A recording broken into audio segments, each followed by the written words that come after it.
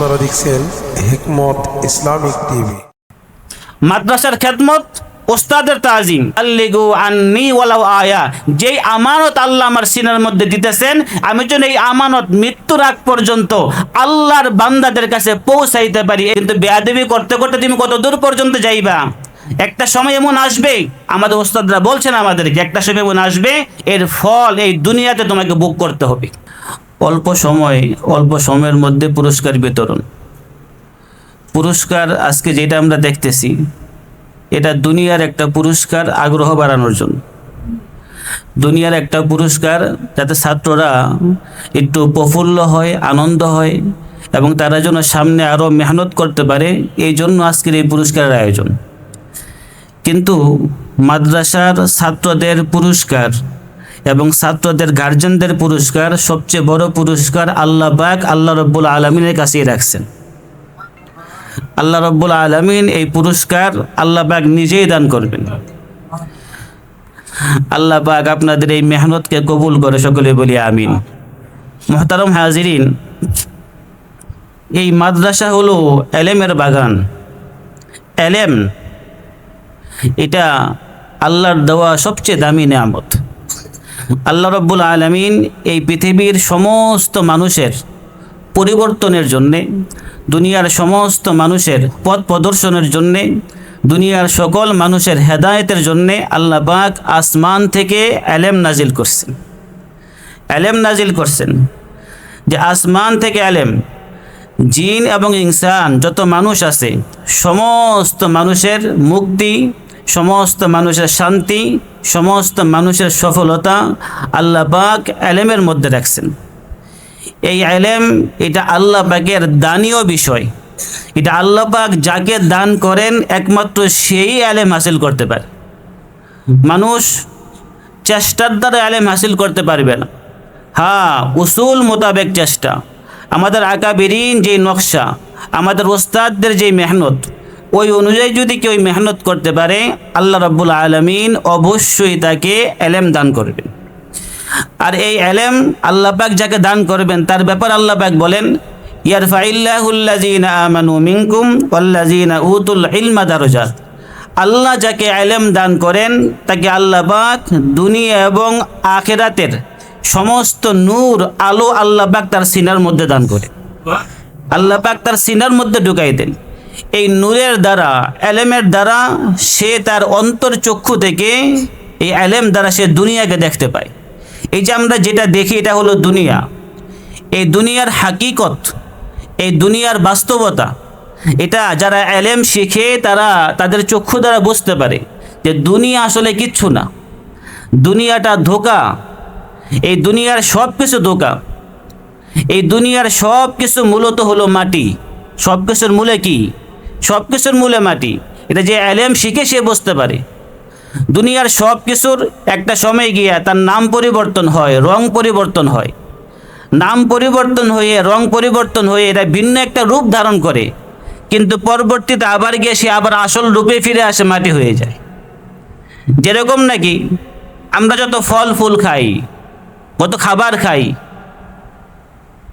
আম, জাম, কাঁঠাল, আঙ্গুর, বেদানা, এগুলো মাটির থেকেই উৎপাদন হয়েছে। এগুলো একটা রং ধারণ করছে, একটা নাম পরিবর্তন হয়েছে। কিন্তু যখন নাকি এটা মানুষ খায়, খাওয়ার পরে যখন এটা বের হয়ে যায়, এটা পায়খানা হয়ে বের হয়, ময়লা হয়ে বের হয়। আগে তো মানুষ খালি পায়ে মাটির মধ্যে হাঁটে, কিন্তু এটার উপরে মানুষ জুতা দিয়েও হাঁটতে চায় না, জুতা দিয়েও হাঁটতে চায় না।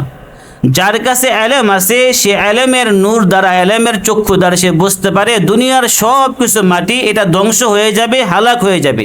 এটার পিছনে যে ছুটবে সেও ধ্বংস হবে, সেও হালাক হবে। এটা আসল না, এটা বুদ্ধিমানের কাজ না। বুদ্ধিমানের কাজ হলো যে আসল হাকিকত, বাস্তবতা, যেটা চিরস্থায়ী উত্তম, ওই জিনিসের পিছনে ছুটবে। ওয়াল আখিরা খায়রু ওয়া আবকা, যেটা বাকি থাকবে, যেটা শেষ হবে না, যেটা উত্তম, ওই দিকে ছুটবে। এই জন্য আল্লাহ রাব্বুল আলামিন কোরআনের মধ্যে অসংখ্য জায়গায় অনেক ঘটনাগুলি কথা বলছেন। কারুনের ব্যাপারে বলছেন, কারুনের ব্যাপারে বলছেন যে কি বলছেন, যে কারুনের কাছে সম্পদ ছিল, কারুনের কাছে ধন সম্পদ ছিল। অনেক মানুষ কারুনের মতো হইতে চাইছে, যে আমারও যদি কারুনের মতো সম্পদ হইতো, আমারও যদি কারুনের মতো সম্পদ হইতো। কিন্তু ওয়াকালাল্লাযিনা উতুল ইলম ওয়াইলাকুম সাওয়াবুল্লাহ খায়রুল লিমান আমান ওয়া আমিলা সালিহা ওয়া লা ইউলাক্কাহা ইল্লা সাবিরুন। যাদের কাছে ইলম আছে, কোরআনের ইলম আছে, আসমানি ইলম যাদের কাছে আছে, তারা বলতেছে যে না, কারুনের সম্পদের জন্য আফসোস, কারুনের ধন সম্পদের জন্য ধ্বংস, এটা সফলতা না। সফলতা হলো সেইটা যেটা আমার আল্লাহর কাছে আছে, পুরস্কার হলো সেইটা যেটা আমার আল্লাহর কাছে আছে। এই হলো এলেমের মূল বিষয়, যে নাকি এলেম শিখবে, এলেমের দ্বারা সে হাকিকত চিনতে পারবে, এলেমের দ্বারা সে বাস্তবতা বুঝতে পারবে। তো এই এলেম যে কারুনকে সম্পদ দিয়েছে, ফেরাউনকে সম্পদ দিয়েছে, এই দুনিয়া কারুনকে মুক্তি দেয় নাই, এই দুনিয়া ফেরাউনকে মুক্তি দেয় নাই, এই দুনিয়া হামান, সাদ্দাত, নমরুদকে মুক্তি দেয় নাই। অথচ দুনিয়ার সব কিছু তাদের কাছে ছিল, কিন্তু পক্ষান্তরে যাদের কাছে ইলম ছিল, হযরত বেলাল রাদিয়াল্লাহু তাআলা আনহু, উবাই ইবনে কাব রাদিয়াল্লাহু তাআলা আনহু, আব্দুল্লাহ ইবনে ওমর রাদিয়াল্লাহু তাআলা আনহু, আবু হুরায়রা রাদিয়াল্লাহু তাআলা আনহু, যাদের কাছে দুনিয়া ছিল না, দুনিয়ার সম্পদ ছিল না, দুনিয়ার টাকা পয়সা ছিল না, স্বর্ণ রূপা ছিল না, কিন্তু তাদের কাছে আসমানের ইলম ছিল। আসমানের ইলম থাকার কারণে আল্লাহ পাক তাদের কাছে দুনিয়া থাকা সত্ত্বেও, বাদশাহী থাকা সত্ত্বেও, ক্ষমতা থাকা সত্ত্বেও তারা নাকাম হয়েছে।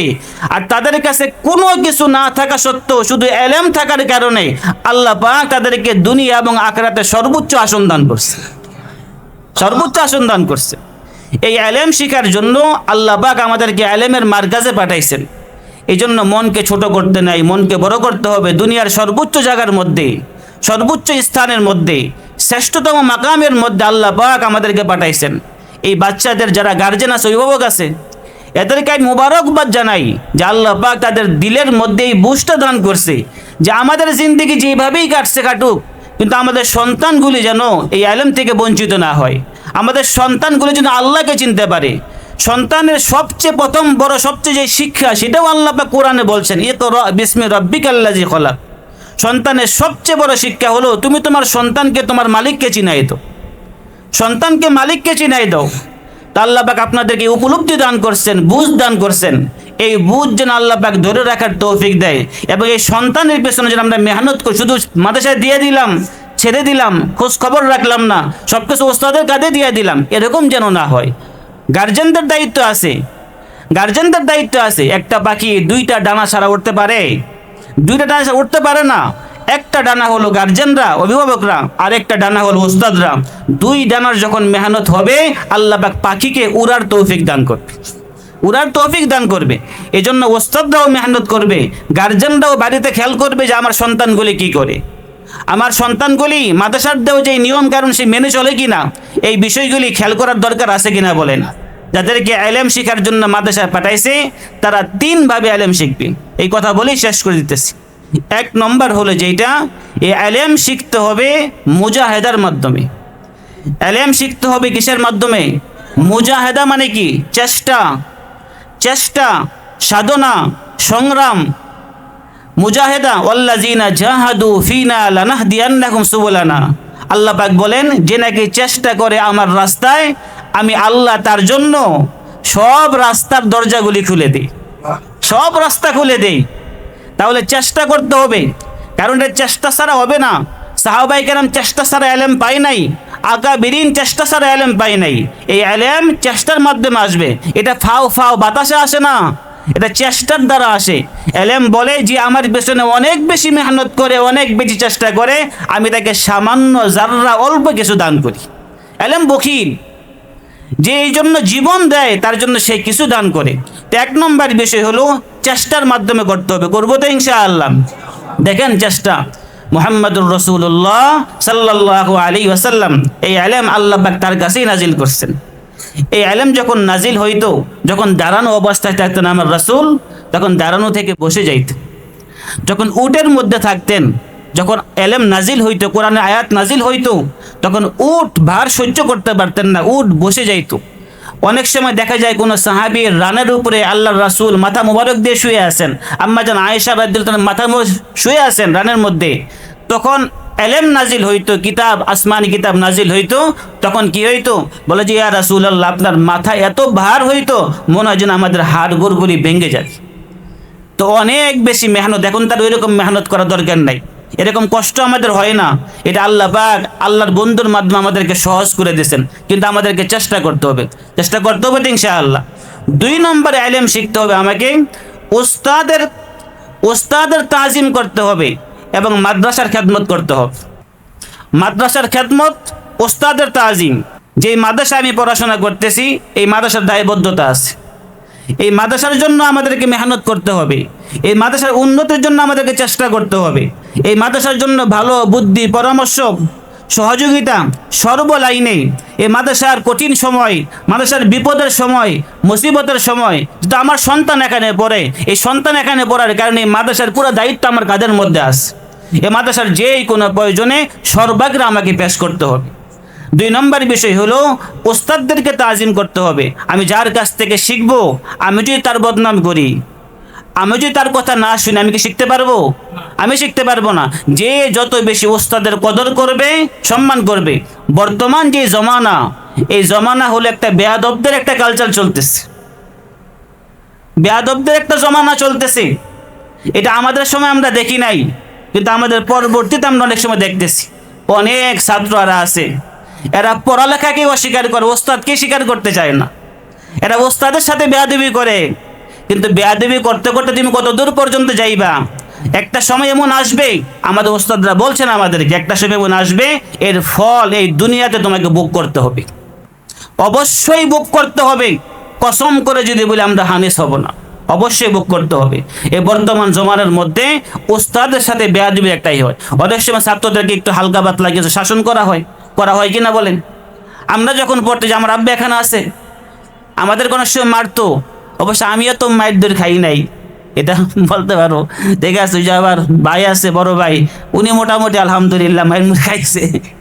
ঠিক আছে, তো মোটামুটি তো হুজুররা যে মারতো, তো মারলে আসলে ওই সময় গিয়া গার্জেনরা গিয়া, অথচ মাদ্রাসার সভাপতি ছিল আব্বাই কাশিপুর মাদ্রাসার, প্রতিষ্ঠাতা আব্বাই কাশিপুর মাদ্রাসার।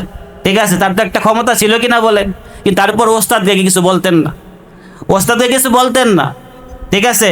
কিন্তু বর্তমান যে জমানা, একটু সামান্য একটু কিছু হয়ে গেলেই তখন গার্জেনরা ওস্তাদদেরকে চাপ দেয়। এরকম যারা চাপ দেয় ছাত্রগুলি, তখন দেখা যায় ওইরকম পরিপূর্ণ আদব শিখতে পারে না, পরিপূর্ণ ইলম শিখতে পারে না। এই জন্য ওস্তাদদেরকে সর্বলাইনে কি করতে হবে? তাজিম করতে হবে। আরেকটা বিষয় তাজিম কি, যে আমার সন্তানটা এই ওস্তাদের কাছে পড়তেছে, এই ওস্তাদগুলি 24 ঘন্টা মেহনত করতেছে আমার সন্তানের পেছনে। তার বেতন কত? 10,000, 11,000, 8,000, 9,000 টাকা। আপনি মোটামুটি 7 ঘন্টা 8 ঘন্টা দিয়ে দিয়ে আপনার বেতন 15,000, 20,000 টাকা। আর আপনার সন্তানের পেছনে সে বাড়ি ঘর ছেড়ে 24 ঘন্টা এখানে থেকে মেহনত করতেছে, তার একটু খেদমত করার দরকার আছে কিনা বলেন? মাঝে মধ্যে পারলে আপনার সন্তানের ওস্তাদকে 1 কাপ চা খাওয়ান। হুজুরা কিন্তু আপনার চা খাইতো না, চা খাই কে? ওই চা খাইব না, কিন্তু আপনাদের দায়িত্ব হলো যে হুজুর একটা পান কিনে দিয়ে খাইবেন নি। এই যে একটা মহব্বত, এটা কি বলেন? মহব্বত। এই মহব্বতটা যদি হয়, তাহলে আপনার সন্তানের জিন্দেগি সুন্দর হবে। আল্লাহ পাক তৌফিক, সকলে বলি আমিন। 3 নম্বর বিষয় হলো যে এটা, এই ইলম শিখবো আমরা আমানতের সাথে। এই ইলম শিখবো আমরা কিসের সাথে? আমানতের সাথে। আমানত কি?